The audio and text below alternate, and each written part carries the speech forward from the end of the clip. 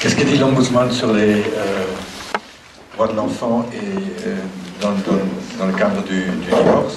Donc déjà, depuis que l'Ombudscomité existe, on demande que soit clarifiée la situation autour de l'autorité parentale, parce que c'est vraiment une des sources de beaucoup de conflits finalement totalement inutiles, parce que nous on observe que souvent ce n'est qu'au moment qu'un couple se sépare que le papa réalise qu'il n'a pas d'autorité parentale en fait, parce qu'avant c'était jamais une question.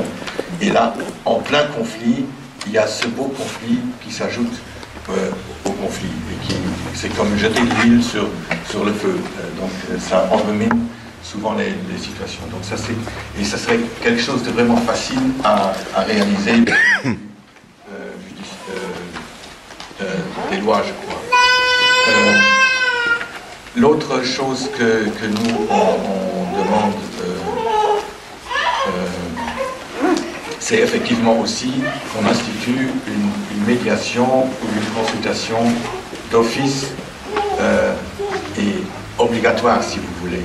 Donc que les juges disent tout de suite, passez d'abord au centre de médiation ou à la limite dans un centre de consultation, parce que ça tu vas en parler, je ne sais pas si dans tous les cas une médiation est vraiment indiquée. Dans des couples qui sont vraiment en guerre, d'anéantissement de l'autre, c'est difficile d'instituer une médiation, je crois, mais peut-être qu'il serait quand même possible de recadrer cette maman, ce papa, dans le cadre, en leur disant il y va de votre enfant, il y va de la santé et de la survie de votre enfant, de trouver une autre solution que celle que vous préconisez sur vos droits. Donc ça c'est... Oui. La troisième chose que nous on demande depuis longtemps, et j'ai l'impression que ça va venir maintenant, c'est l'idée d'un juge aux affaires familiales.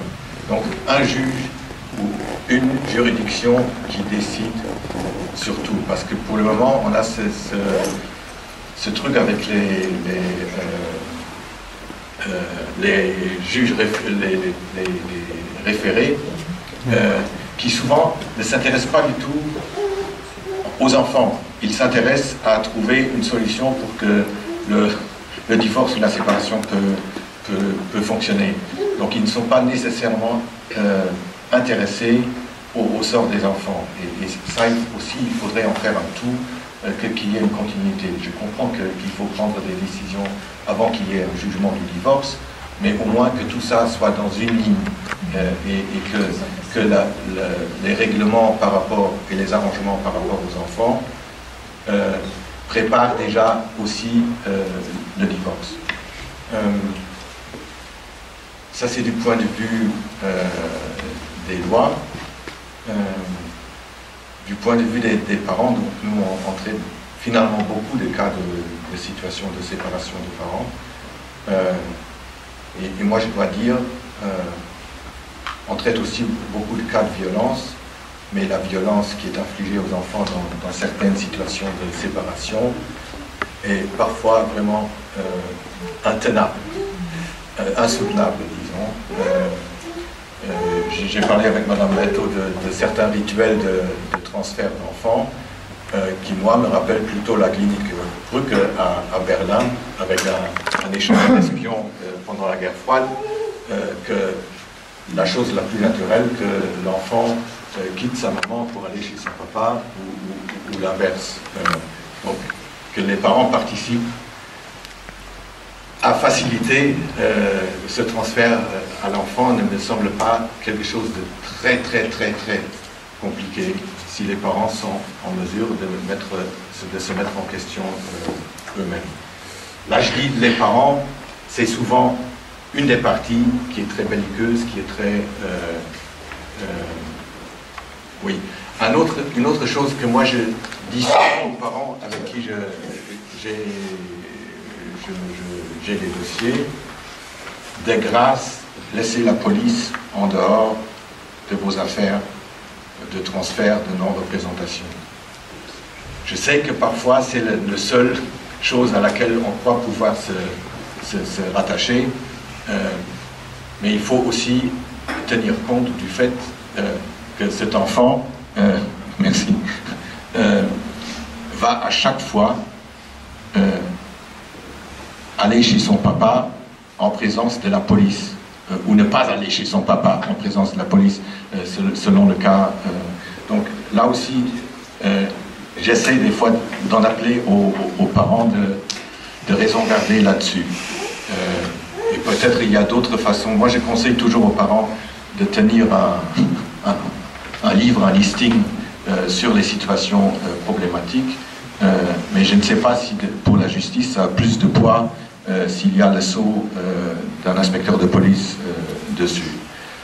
Le troisième appel que moi j'ai à faire par rapport à ces situations et un peu à travers les cas que je suis amené à traiter, c'est un appel aux avocats, parce que souvent je lis des dossiers où non seulement les parents sont en guerre, mais où ils ont de bons coachs et de bons conseillers juridiques qui les aident bien à rester dans cette logique.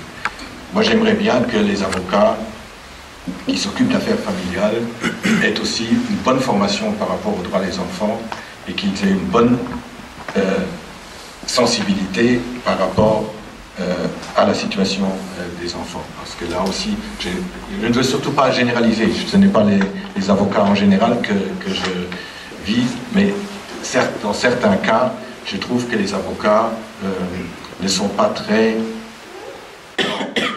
bien pour les droits des enfants.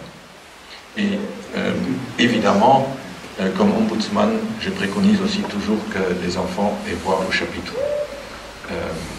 Ce qui est très difficile avec des parents qui sont en guerre. Parce que là, les enfants sont mis dans une situation où ils ne peuvent que dire la mauvaise chose. Donc,